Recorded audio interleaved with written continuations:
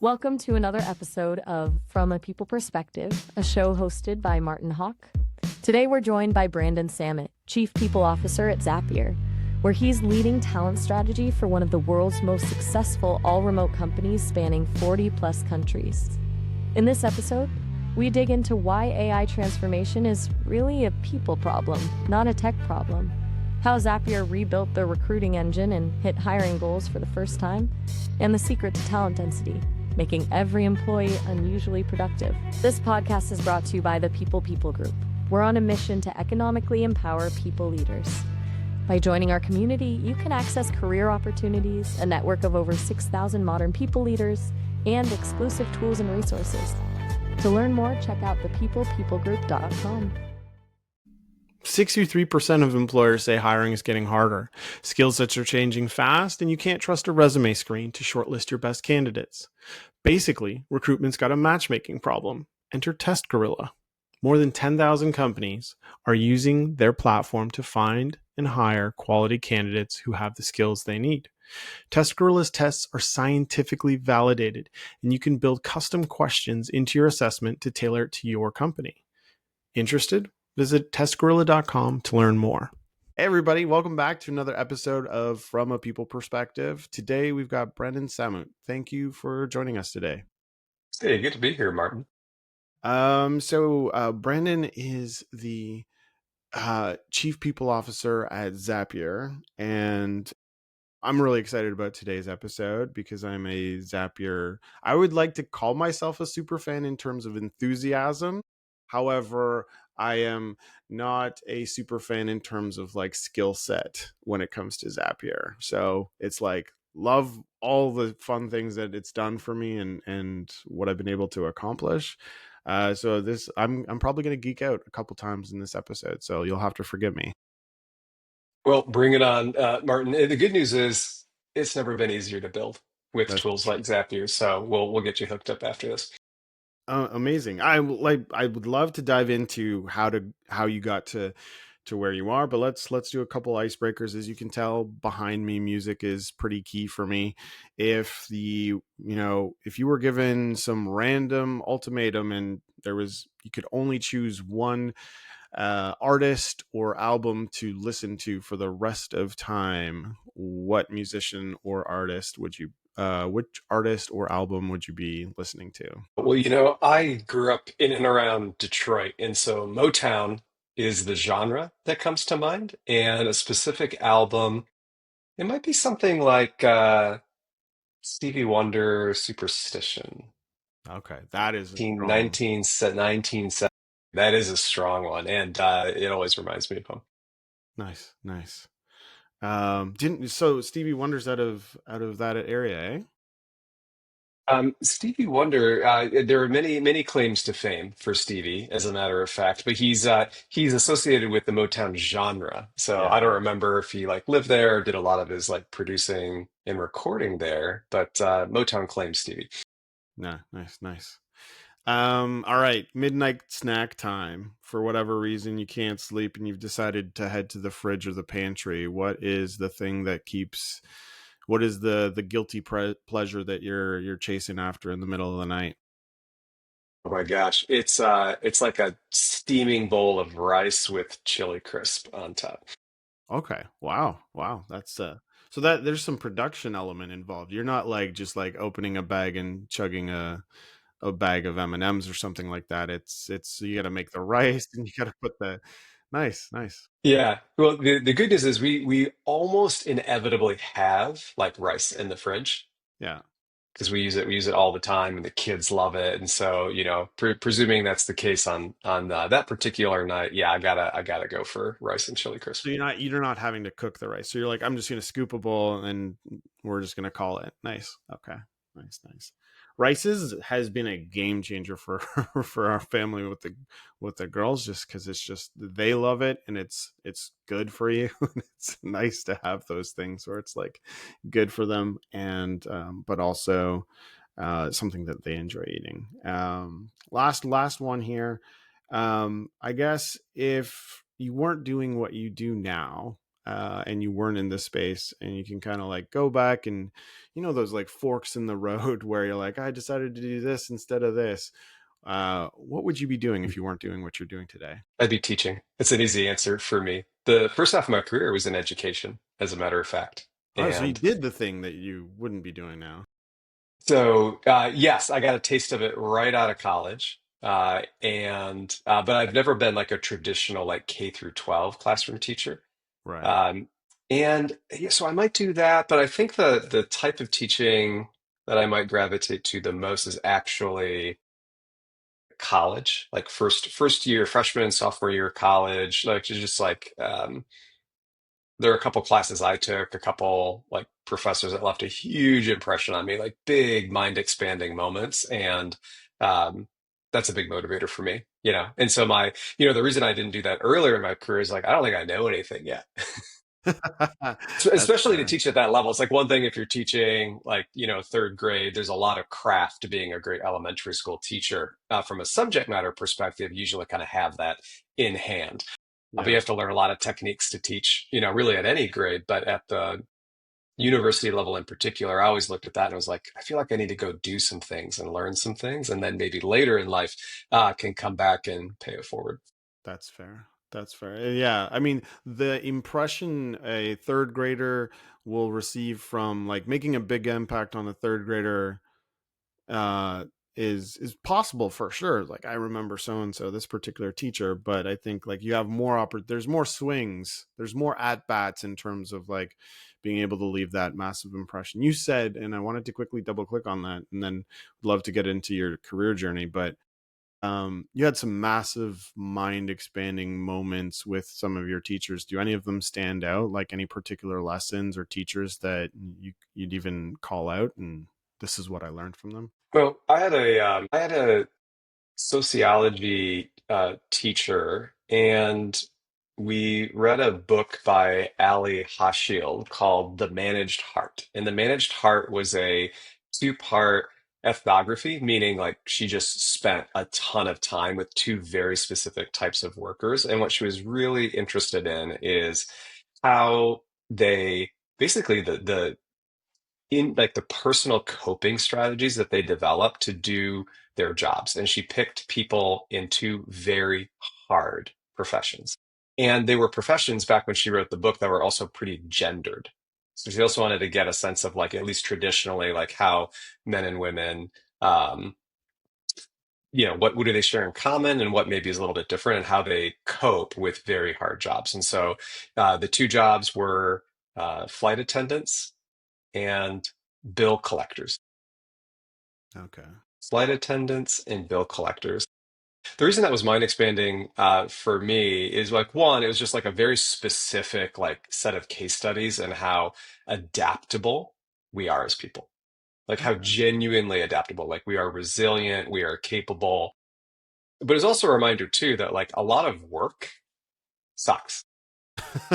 A lot of work is just terrible. Like the fact that people need to develop these like sophisticated coping strategies, like just to make it through a day at work, that really stood out to me. And it really kind of ground my gears, honestly. And I think it was part of the motivation for stepping into, people and talent work, much later on. It was sort of a um like at some point I want to have an impact to make sure that even if you're a flight attendant, the culture at the organization is such that it sucks less as a job, or the hard parts aren't as hard, or is that sort of the thread? Yeah, that's exactly right. So for me, there've always been like two big motivators for the kind of people and talent work that I get to do today. The first is what we're talking about right now, which is, as Adam Grant would say in his podcast, like how do we make work suck less? And that's motivating, right? Because when we do that in our organizations, two things happen. One, it becomes a source of competitive advantage for our organization, right? We're doing, you could do XYZ job, software engineer, line cook, uh, you know, um, auto engineer, like whatever the case may be, in like a lot of different settings, but like you're going to come to our company because we're known for being just a great place to do the thing that you do best. So that's interesting at like a, organization success level. But the other thing, of course, is it has a lot of human impact, right? It's good for people, it's good for the world when there are more organizations designing jobs and work so that they are like life-giving, not soul-destroying. So that's the first thing that really motivates me about the work that I get to do.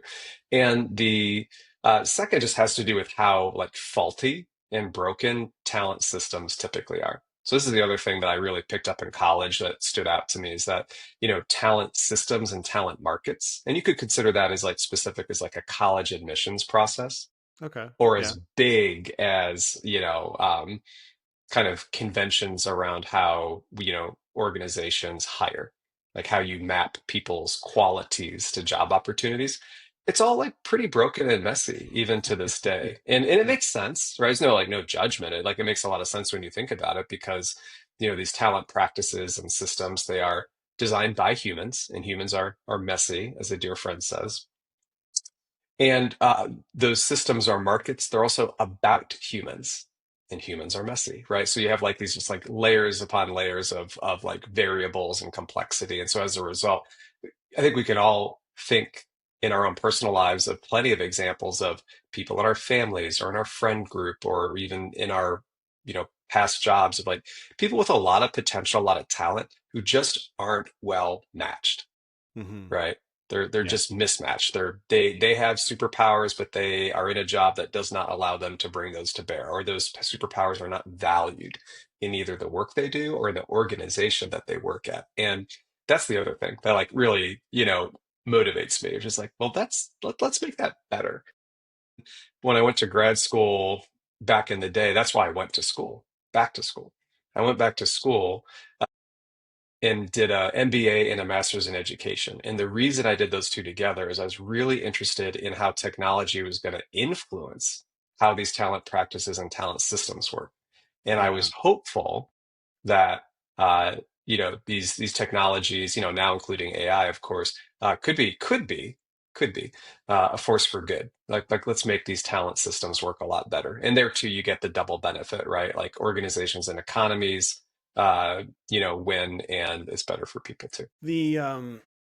The education path is not one like the most interesting thing, having had a bunch of chats with incredible CPOs like yourself, is the it's not the linear path, like the chief revenue officer started out as a BDR and worked their way up kind of deal, whereas like chief people officers often have this like squiggly line towards how they got there. And I haven't had too many chats with folks that kind of like started out in education. So maybe just at a high, like kind of like the high level, give us like the quick career path that you had, and maybe some of the moments that leaned into how you got to where you are today. Well, let's go back to college then. In my last 2 years of college, partly to help pay for school, I was a resident advisor or an RA, and what that means is that as many folks will remember is you look after a cohort of students in a dorm or a residence hall.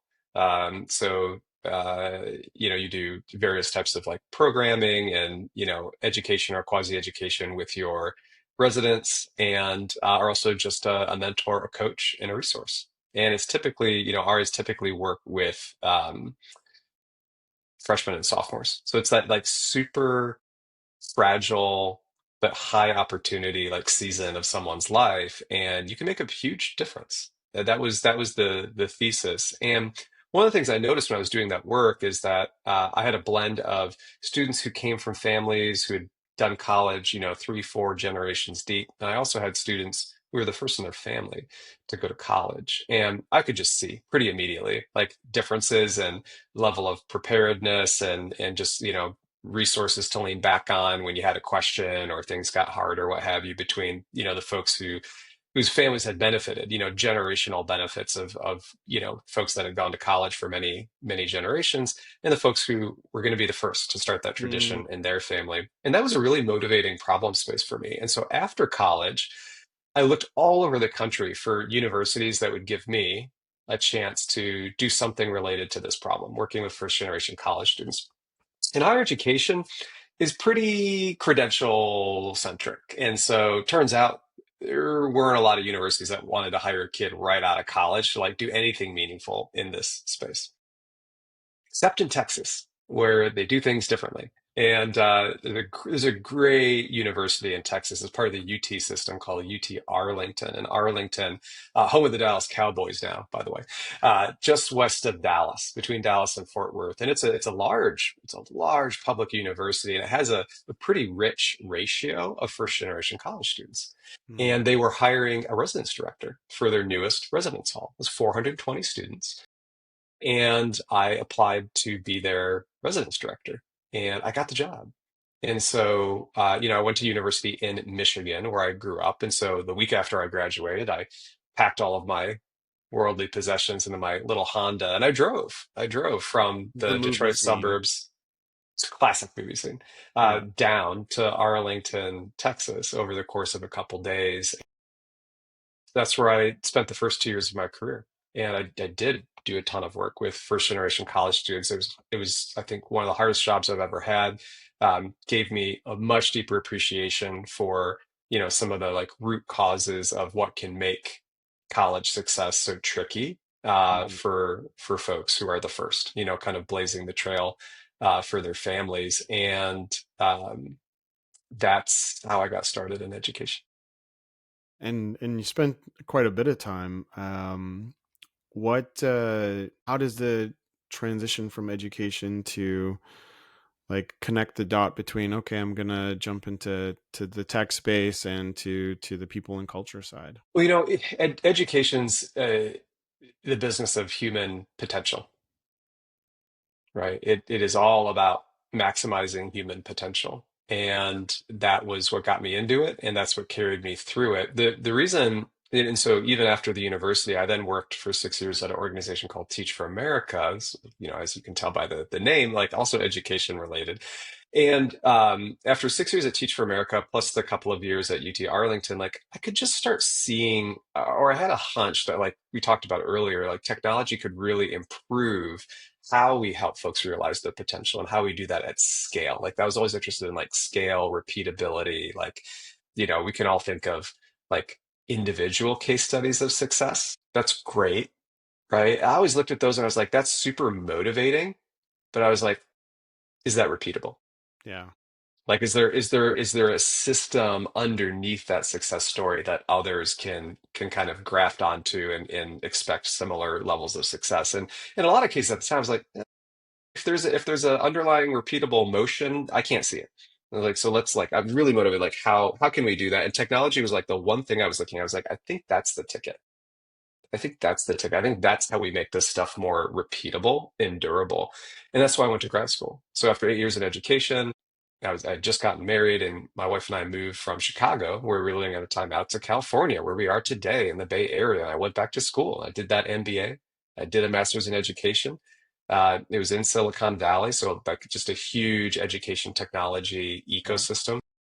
Yeah. I worked part-time during school for an ed tech venture fund, which was a great way to just meet a ton of founders and hear about the different talent and education related problems that they were working to improve through technology.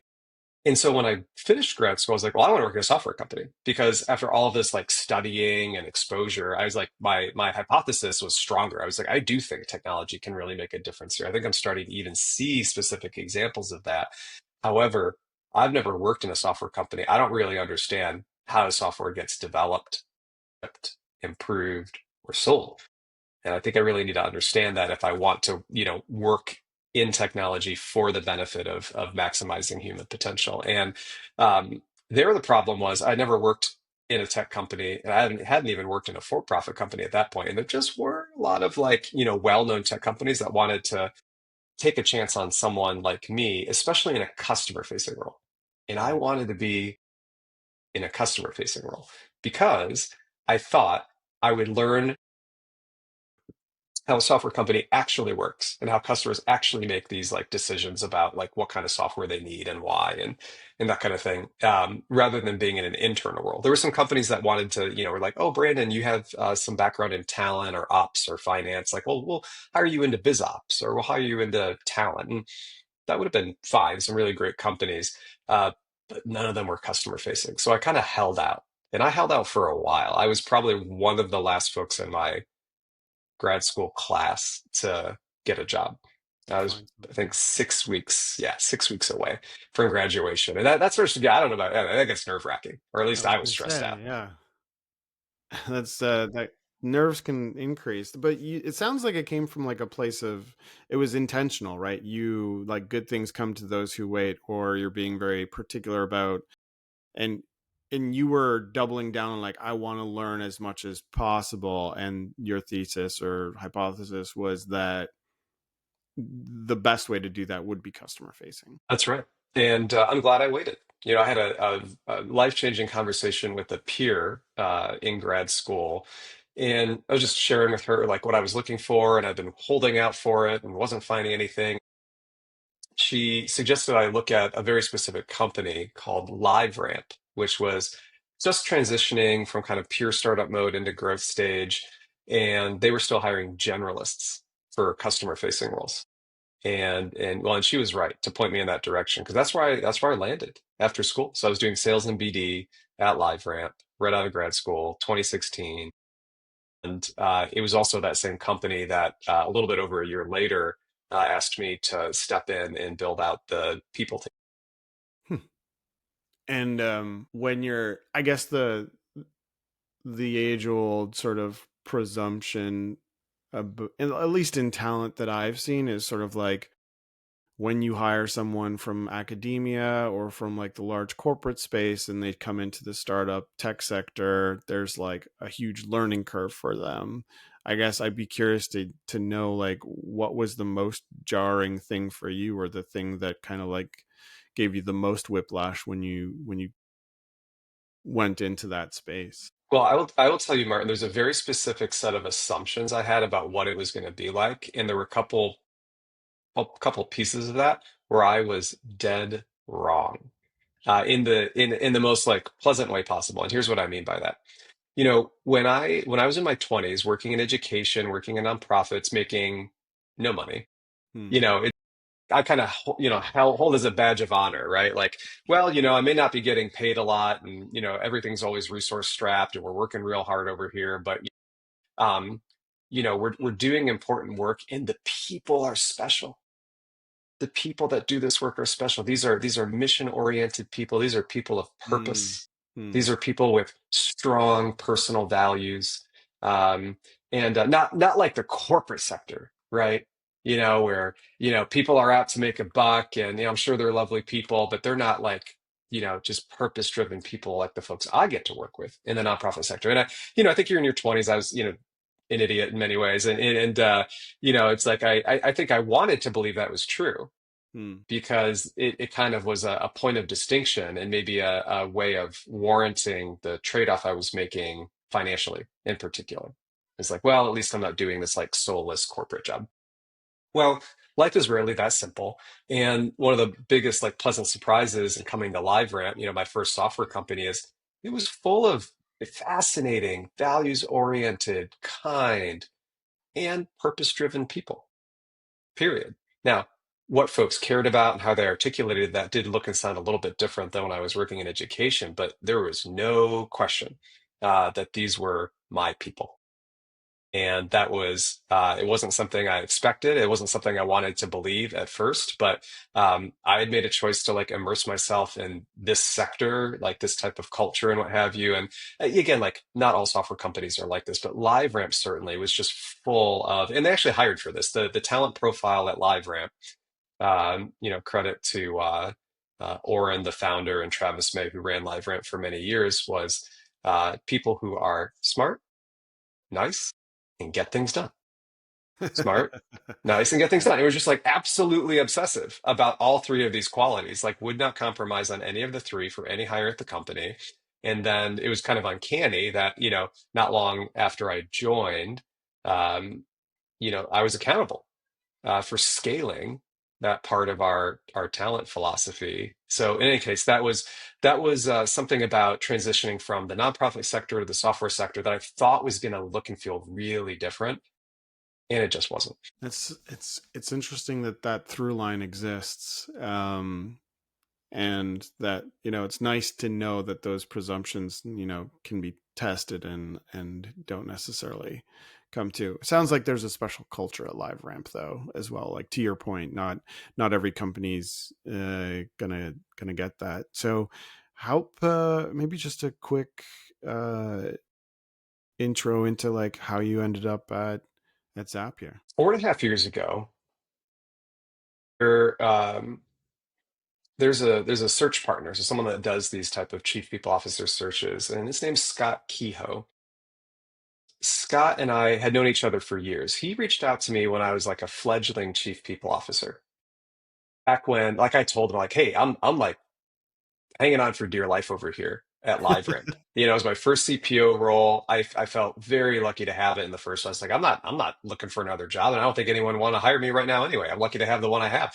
I don't know anything yet, and but he was like, hey, I just want to meet you. These are like lifelong relationships. And I was like, totally. So we had coffee like right by the LiveRamp office, and he was just a great. He's kind of like one of my archetypes for like a great search partner, as well as just any great recruiter, including in-house recruiters. He played the long game. He was a good listener. He honored where I was at in terms of whether I was looking or not. And he would not put anything in front of me for years. I said, I will reach out to you when I am ready to look. And he said, I will absolutely honor that. He said, but I wouldn't be doing my job if every once in a while I put in front of you something that based on what we've talked about and what I know about you, I just can't in good conscience like not share with you. With that being said, though, he was very selective based on what we talked about. So years and years passed. But in the spring of 2021, and by the way, we would meet up just to swap notes and check in like every 6 months. And this happened for years. Never put a specific thing in front of me because I wasn't looking. But then in spring of 2021, he did call me with an opportunity. And that opportunity was Zapier. Nice. And Scott, having known me for years, well, he wasn't wrong. It turns out, we did kind of the classic thing first. He was like, "Hey, Brandon, like I think it's a great company, but at the very least, like you should meet Wade. He's one of the co-founders. He's the CEO, and he's hiring for Zapier's first chief people officer. And maybe you should just swap notes on like patterns to look for, or even referrals or something like that." Now, like I knew Zapier before I like, had any like direct connection to the company. And I knew the product. I definitely wanted to meet Wade. Like I knew about him. Like he just seemed like a great leader. So I was like, nothing to lose. Well, I should have known better because we have this conversation. I'm like, okay, all right. There's something interesting happening here. And I think maybe I can be helpful. But I also felt really strongly like I could probably learn a ton in this context because this is a effectively like a seed strapped company. It's a product led growth motion, which is different than what we were doing enterprise B2B selling at LiveRamp. And it's also all remote, and it always had been. So there were like at least three, like big, like kind of quirky, distinctive things about Zapier that I hadn't operated within before, and that I thought were really interesting to me personally. Like especially the remote work piece, like this notion of being able to extend these amazing opportunities to folks, brilliant folks anywhere in the world. Like that kind of came back to my personal career mission, right? Of like, how do we build systems and organizations that like better map people's potential to opportunity? And I was like, well, here's an organization that intuited that from day one, back when it was considered back in 2011 when Zapier got started, starting a company all remote was not considered unconventional. It was considered a stupid way to start a company. Like people were like, you cannot succeed. That was the conventional wisdom. And Wade, Mike, and Brian, the three co-founders, well, they did it anyway. They were from the American Midwest. They knew that human potential, that there's brilliance everywhere. Yeah. And they thought, hey, if we can figure out how to do this remote thing well, like it's going to be a big talent advantage for us because all of our peers, all of our founder peers, they're mostly hiring out of the Bay Area. At least that was true at the time. And so while their peers, zigged, Wade, Mike, and Brian zagged, and they built this company all remote. And so we have this initial conversation, and I'm like, okay, like I'm feeling a little tugged, so I keep pulling on the thread, and it's looking super interesting. But I have a problem, and the problem is I feel a deep sense of loyalty to LiveRamp. Hmm. Like LiveRamp, and I'm having a lot of fun, by the way. Like LiveRamp's doing well. I'm having fun. Like it's, by the way, it's a hard year period for chief people officers. This is 2021. This is the middle of COVID. You closed your offices, like you're trying to figure out when to reopen them. This is also where like the war on talent is really heating up for tech Yeah. talent, right? Yeah. Huge surge of additional investment. Everything's up and to the right. Stock market's going through the roof. And so it's not an easy time to be a CPO, but I'm having fun at LiveRamp. And LiveRamp changed my life. Gave me a massive opportunity. And I felt very loyal. And I felt very loyal in particular to Scott Howe, who was and is the CEO of LiveRamp. And what ultimately got me over the line to Zapier, ironically, there were a lot of things that Wade and the team did that gave me a lot of confidence that I would learn a ton at Zapier and hopefully make a difference. So that I didn't question. The Zapier team was amazing about that. But the loyalty thing was the hang up. And so what I did is once I felt like I really wanted to like seriously consider coming to Zapier, I talked to the one person, I had like, talked to the one person like people would tell you like, don't talk to them for Hmm. advice. And Yeah. that was my boss. That was Scott, the CEO of LiveRamp. That's a bold move. Yeah, I imagine you're going to tell us, but what was going, did it feel like a big risk for you to make that, or was it just a natural progression? Like, even though, most people would say don't do it, you did it. You know, it was scary, but Scott and I had developed a relationship. Like he's a good leader. He's a good listener. Hmm. It was about as like safe a conversation to have as you can have with your boss about leaving the company. And for another opportunity. Um, and credit to Scott for creating a relationship where I could even contemplate having that conversation. It's still, for me at least, it's still a scary conversation, just because even if you feel confident in your relationship with your boss, like it's just a tough topic. And it was also one that I knew would be a surprise Right. because I mean, like I wasn't actively looking, so he and I weren't talking about me transitioning or that kind of thing. And so again, this was spring of 2021. I met Scott down in Palo Alto, and again, you can't like sit and have a meal or grab a coffee indoors at this point in Northern California. So we grab a coffee, and we're sitting out in the middle of University Avenue in downtown Palo Alto, like because they move all the tables. It's slow streets, right? No cars. You're just all the tables for all the restaurants are just in the middle of the street. So we were sitting at this table and I'm telling him about Zapier. I'm telling him about what Wade and I have been talking about. And I'm telling him that I feel really torn and I'm not sure whether to pursue this further. And I wanted to level with him about it and I wanted his advice. And as I'm telling the story, Scott's starting to smile, and I'm like, Scott, what are you like? What are you thinking? He's like, gosh, like I'll never forget this. He's like, Brandon, I hate myself for saying this. He's like, but based on what you're telling me, it might be really good for you to like go see if there's a there at Zapier. And I just want you to know that, you have my support in doing that because it might be really good for you. And he explained why he felt that way. So Zapier and Wade did their part to create a strong pull to Zapier, but it was really Scott that like freed me up from my sense of like guilt Yeah. about leaving LiveRamp to actually, you know, kind of really look into it. And there we were. So yeah, fall of 2021, did a transition at LiveRamp and started with Wade in the team at Zapier. Wild.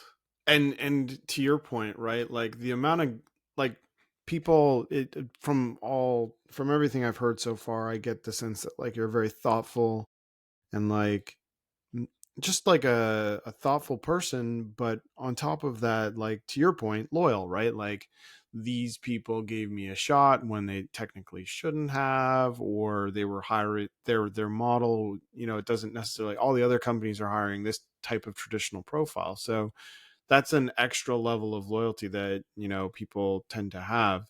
But on you layer on top of that the pandemic, and you're like, okay, this is not exactly the best time to like make a change, just period, for all these different reasons.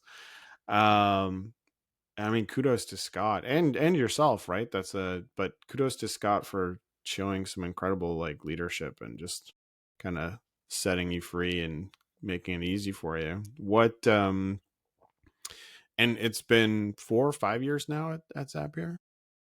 It has been almost exactly 4. I think end of next week will be 4. End of next week. Well, happy early 4 year anniversary at Zapier.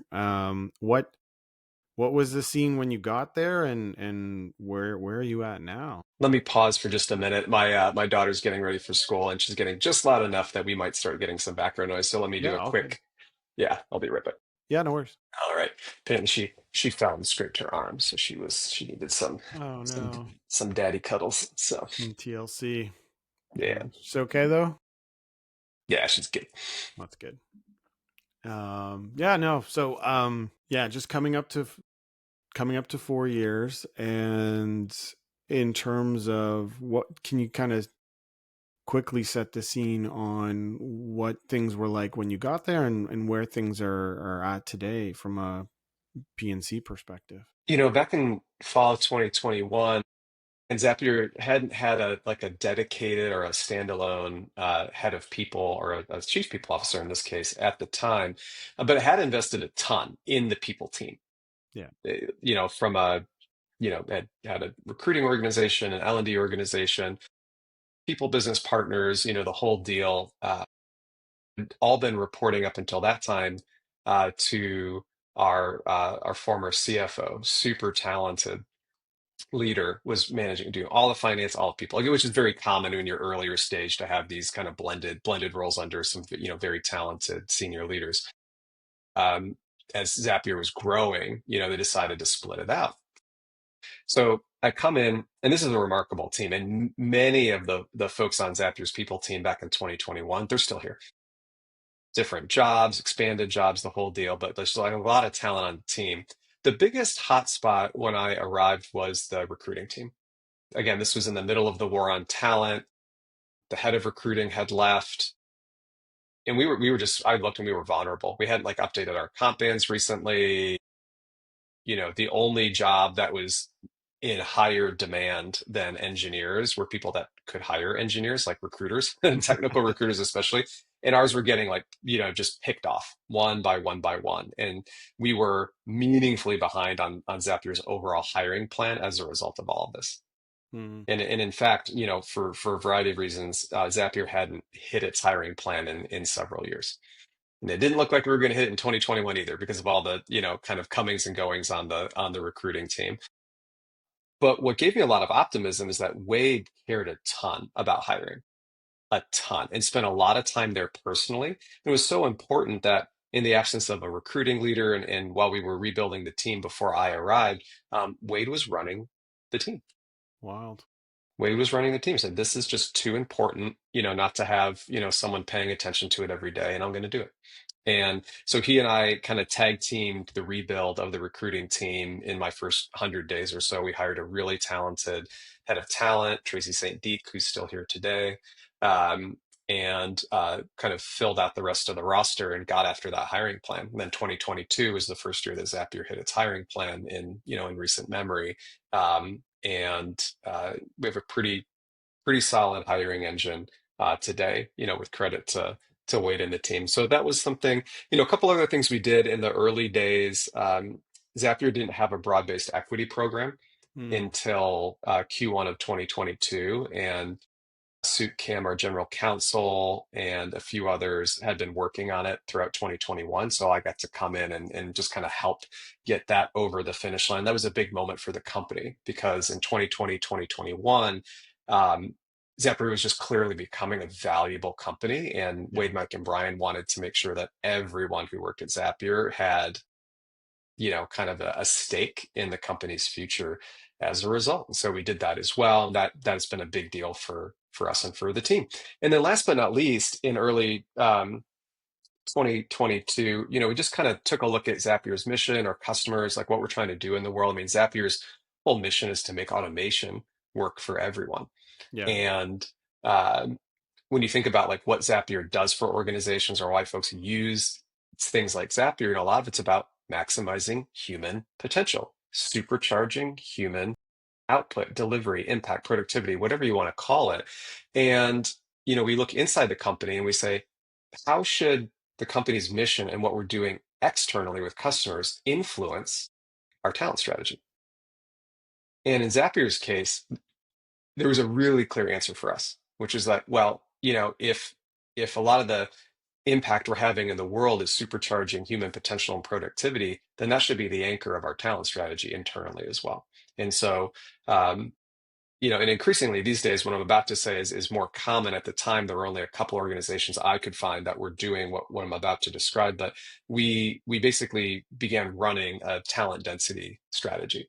And what that means for us is what levers can we pull from hiring to job design to how we use technology, including things like Zapier, to make sure that, if you're in a sales role, a customer support role, an engineering role, that you are unusually productive at Mm. Zapier compared to doing that same job at just some other tech company. Like that unusual degree of per person or per hour or per whatever the unit is productivity, like that's our core sense of talent density. And we just started getting really interested in like, how do we measure that? How do we boost that over time? And, a lot of what we've been working on over the last 4 years or so has been in service of growing talent density while also, of course, making Zapier a great place to work. And am I understanding it correctly in the sense that this is like a very strategic exercise in sort of like dog fooding, like just using your own tool, or is it above and beyond like using Zapier to make your team more effective as well?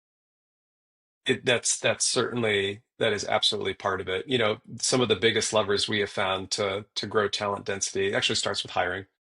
So just being like unusually clear-eyed about what qualities enable someone to be unusually successful at Zapier, especially relative to like, it's like what's an ingredient for success at Zapier that's different than the typical formula at just some other software company. So I got really interested in that. How do we measure that? And started running like a quality of hire effort to like really pin those things down and then build like the related assessments into how we hire. So just trying to build some repeatable motions based on the answer to that question. Um, and certainly, and especially the last 2 years or so, like using more of our own product to build this company has been a huge way to both like grow productivity slash talent density, but also to like just deepen customer empathy and our rate of product improvement. It's like some of the Zapier should be its own best case study for how you use Zapier to help people and organizations succeed. Back in 2021, 2022, even 2023, I don't know that it was obvious. Like I think you'd have to like make a pretty fine-grained case as to like why that would have been true at the time. And you're like, well, it needs to be an obvious case. Like people need to be looking from afar, like a mile away, and being like, Yeah. my goodness, like that organization is using automation, and then of course now AI, in ways that we want to emulate. Like that's an amazing case study. Let's go figure out like how Zapier doing that. Yeah. No. And just a quick time check for you, and I'll stitch this out, but just wanted to be respectful of your time. Do you have a hard stop in 7 minutes or? Let's take a look. Probably do. But I can, oh, you know what I can do? Let's do, if it's helpful, let's do another 15 total. So 10 after the hour, and I'm going to email my next meeting right now. I can actually turn this into like if you're okay with it, just like a to be continued kind of piece if you like we release what we've got now and then do that, or yeah, we can go long now, Yeah. You or to tell me, just what do wrap you it think? up. Yeah, well, what do you think would be more impactful for, for you, for your listeners? Well, I mean, what I really love about what we've done today is really dug into so I don't have like a formal version of it, but like the road to CPO is sort of a series I've been wanting to do, and this covers that. But then by nature of Zapier and being the CPO there's a million questions I have on like how Zapier's using the tool for the people and culture side, or even just how it permeates through the rest of the organization. And I just know that we're not going to cover that in 7 minutes, let alone 15. Yeah, if you're cool with it, I'd love to um, kind of maybe zone in on like what are you keeping an eye out on in the future, like just general for the organization, or what's top of mind, and we can cut it at that, and then just agree, if you're okay with it, to do like a second version where it's like let's get into the nitty gritty kind of deal. Good. I think that sounds like a good recipe. Let's plan on that. Cool, awesome, love it. um so in terms of where Zapier is now, I guess, as we kind of like wind down this version of the conversation, and I have a million other questions, and I kind of want to get into the nitty gritty, but I know that's not gonna serve us to it'll be a disservice if we don't give that conversation enough time. um what's the most exciting part? Like, there's this intersection of, obviously, my personal belief is automation isn't being used enough in the first place, and everybody's just kind of distracted with AI, and they're kind of synonymous to a certain extent.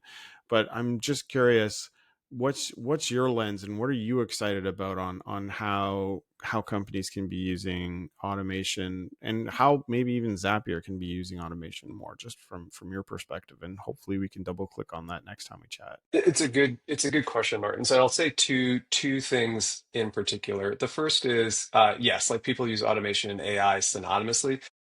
They're complementary. And we use, a lot of the like some of the most interesting workflows that we use on our people team blend automation, which is, typically deterministic. And what I mean by Mm, that is it works the same way every time. And AI, which has its own superpowers, but can also produce like varying results, even with the same like prompt and data, just depending on like what's going on with the underlying LLM.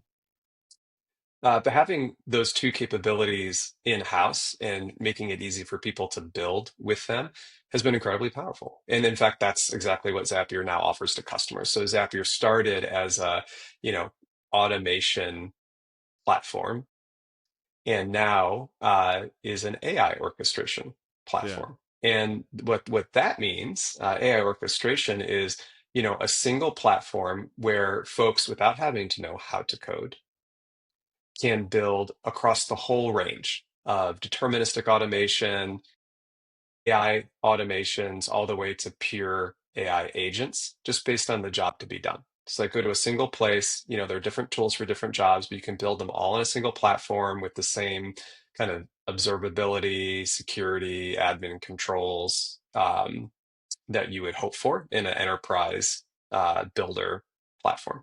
So that's what Zapier is about these days, and we use it a ton naturally inside the organization. So plus one to that, just in terms of thinking about like, hey, how automation and AI come together to solve real problems.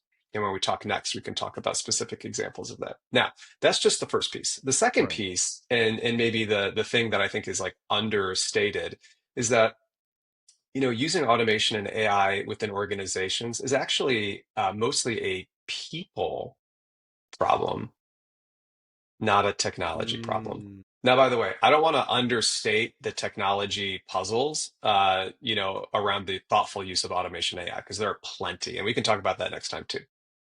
But there is another side to that coin. And if you forced me to choose, like which side of the coin is the bigger one, like even just by a little fraction, I would say the people and talent and culture aspect of this is outsized.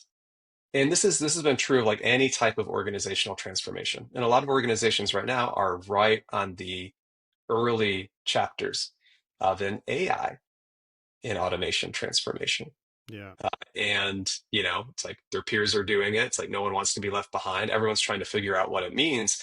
There's a lot of talk about tools, like which model should we use, or what should our AI security controls be, and those are all worthy questions. But the organizations that seem to be making like the most like durable progress here are the ones that are paying equal attention to like what's the like the why, like why is this important for our organization, why now, what's the shape of it for our Mm, organization, like what's the opportunity, and why, who are the stakeholders. So it's like, of course, we want the company to be more successful as a result. Hopefully, we can do something here that's good for customers. That's really important to tell the story of why the people doing the work in the company, the employees, stand to benefit from this transformation as well. And all of that ends up needing to be like pretty bespoke to the organization, even if the underlying reasons aren't super different than their peers. The way you talk about it, the mythology you create around it, the examples of excellence and wins that you tell, those need to look and sound like very authentic to each organization. So there's, it's great to draw inspiration from like other CEOs or how companies are talking about it, but there's no substitute for putting it in your own words. And then that transformation, that AI transformation, basically becomes a organizational health check for the company, because the things that enable people to feel capable, safe, using AI in an organization uh, are things that we've always cared about in people and talent work. Psychological safety, trust in management, confidence with experimentation, right? What if I try something with AI and like it doesn't work? Hmm. If I Yeah. share what I learn, is that like a good thing, or like am I going to get punished?